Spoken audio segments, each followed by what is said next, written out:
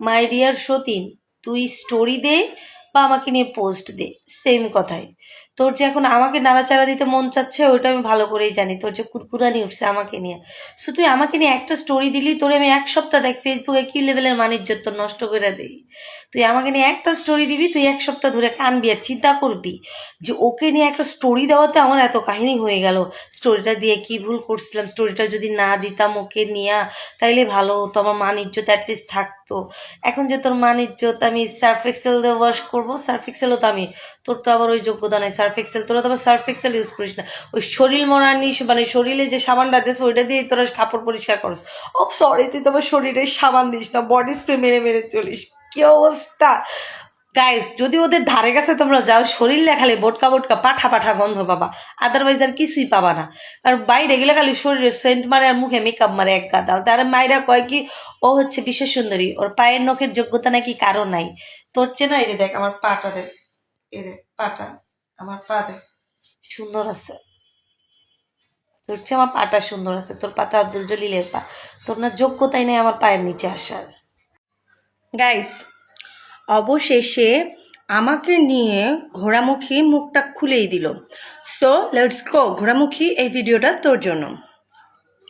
একটা কথা, শুয়োরকে কিন্তু শুয়োর চিনে, গরুকে গরুরা ভালো চিনে, চোরকে চোররা ভালো চিনে, আর পতিতাদের তো পতিতারাই ভালো চিনবে, তাই না? আমি আখি পতিতা, তো তুই পতিতালয় সর্দারনি ছিলি, কারণ তোর পরে তো আমরা গেছি।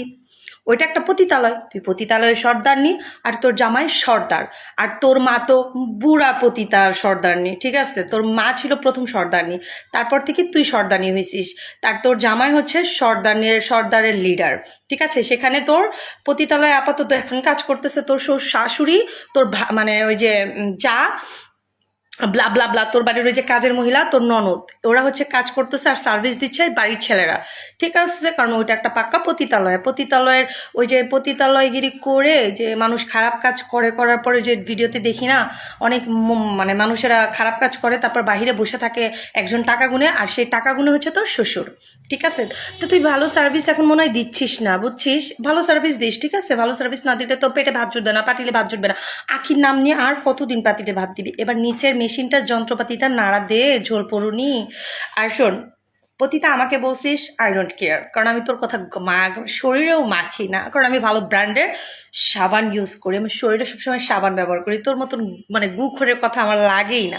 ওই যে আখিকে নিয়ে কথাটা বলছিস, আখির হয়ে তোকে মরিচটা আমি দিয়ে দিচ্ছি। দুনিয়ার সবাই পতিতা, আর তুই কি পতিতালয়ের সর্দারনি? আখিকে যখন নিয়ে গেছিলি তখন মনে হয় না আখি পতিতালয়ের সর্দারনি? আখির টাকার ভিডিও এখনো, মানে আখিকে নিয়ে করা ভিডিওর টাকার ভাত এখনো গিলিস, তখন তোর মনে হয় না ভাত গিলার সময় আহারে পতিতা নিয়ে পতিতালয়ের মেয়েকে নিয়ে তো ভিডিও বানায়, এই টাকার ভাত খাচ্ছি, ওই ভাতটা পেটে যায় কিভাবে, গলাতে ঢোকে কিভাবে? ছি, আমি হলে তো নাল্লদের বমি করতাম, তুই তো সেটাও করবি না, কারণ তোর গেলা নিয়ে কথা, ঠিক আছে? গিল্ডার জন্য তুই নিজের মা, আচ্ছা মেয়েকে ভাড়া দিস, ওই যে তোর একটা মেয়ে হয়েছে না, কোকড়া কোকড়া চুল, তোর ভাইয়ের মতো দেখতে, মেবি ভাইয়ের সাথে আকাম করে ওটাকে জন্ম দিছিস, আদারওয়াইজ ওটা তো দেখতে কিছুটা চুরফানের মতন আর চুল কিছুটা তোর ভাইয়ের মতন, সো ভাইয়ের সাথে আকাম করে ওটাকে জন্ম দিতে হয়েছে তোর। তো তুই কত বড় পতিতা, ভাইয়ের বাচ্চা পেটে নিয়ে তাকে জন্ম দিয়ে দুনিয়াতে আইনা বলিস ওটা হাটের ঘরের? হুম হুম হুম, তাহলে ওই সবচেয়ে বড় পতিতে কে রে?